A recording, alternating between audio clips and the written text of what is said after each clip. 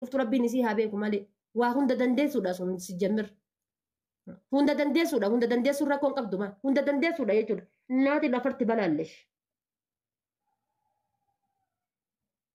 sun hunda dandeessuudha.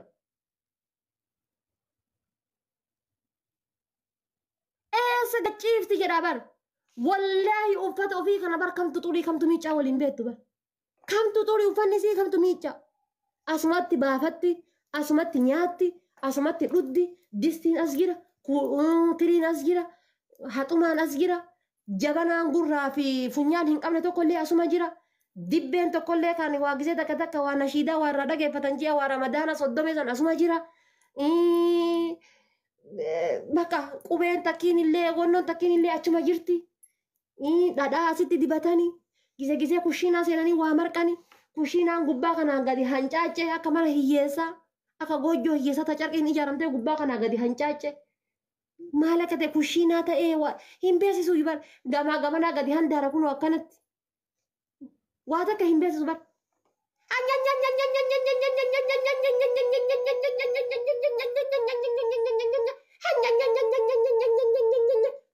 gaafa achi waa shonkurtii bita dhaban ammoo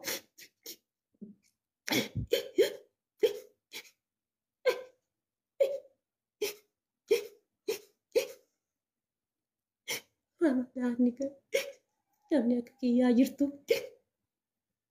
qubee maam jettu san bichaani beekan maam OM nama barsiise sanuyyuu gizee maam jettee laaltee bakka maam jedhe maa qubee sadi OM sanuu nama barsiise waa gaafa waa ayyaanni gaheetiin jedhe waa diyaasbooraan kun karaa keessaatiin waa darbuu dhabee jedhe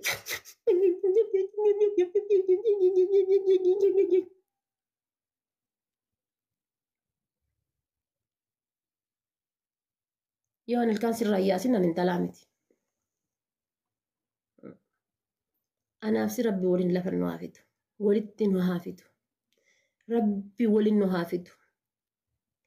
Rabbi waliin nu haafitu. Rabbi waliin nu haafitu. Rabbi waliin nu haafitu anaaf si. Kaayiroo keessa lubbuun jiraannee rabbi waliin nu haafitu. Lubbuun jiraannee. Lubbuun kaayiroo keessa jiraadhee rabbii waliin nu haafitu. Lubbuun kaayiroo keessa jiraadhee yaa intala tahaati shilingiidhaan barandatti gurgurattu eegee. Yaa ta intala haati osoo gudduu gurgurattu haati duute jechuudha. Osoo gudduu gurgurattu haati duute.